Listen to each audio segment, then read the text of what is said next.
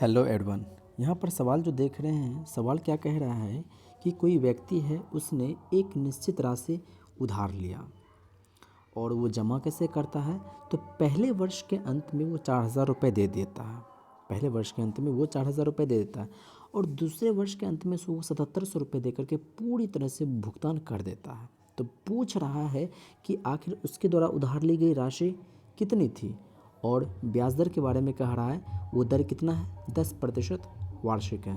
और ये भी कह रहा है कि वो ब्याज दर जो ऐड होता है वो वार्षिक रूप से ऐड होता है।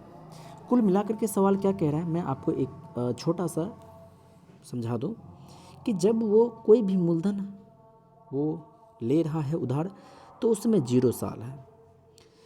जब वो 4,000 रुपये लौटाने जा रहा है, तब वो 1 साल हो चुका है उस धन का। और दूसरे साल वो क्या होता है कि 7,700 रुपये वो लौटा देता है और फिर इस तरह से वो पूरी तरह से भुगतान कर देता है। तो आप कह सकते हैं यहाँ पर रेट कितना है, तो आप कहेंगे यहाँ पर रेट जो है 10% है।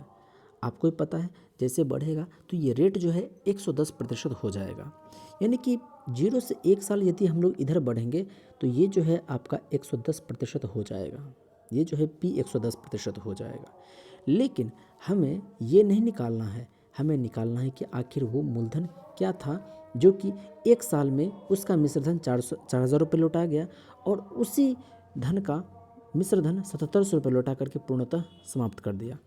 ये तो था कि वो मूलधन 1 साल में इतना बढ़ा। और यदि हम लोग दूसरे साल की बात करें तो एक बार यहाँ जो है 110% यहाँ बढ़ेगा, फिर यही जो है आपका 110% यहाँ बढ़ेगा और फिर टोटल हमें धन मिल जाएगा, मिश्र धन। लेकिन साथियों यहाँ पर रिवर्स बात हो रही है, यानी कि 4,000 से हमें कहाँ आना है, तो हमें इस P पर आना है। उसी तरह से यहाँ 7,700 से हमको यहाँ पर एक बार यहाँ आएंगे, फिर यहाँ से यहाँ पर आएंगे। कुल मिलाकर के साथियों इसी में आपका आंसर छिपा हुआ है। तो अगर हम लोग इधर से इधर जाते तो हमारा 110% होता, लेकिन हम लोग इधर से इधर आ रहे हैं, यानी कि ये उल्टा हो जाएगा। उल्टा होने का मतलब क्या कि कोई मिश्रधन है वो जो है क्या हो गया है, ये यहाँ से यहाँ हम लोग पहुँच गए। अब यहाँ से यहाँ हमको पहुँचना है, यहाँ से यहाँ पहुँचना है तो क्या होगा, तो यही मिश्रधन है।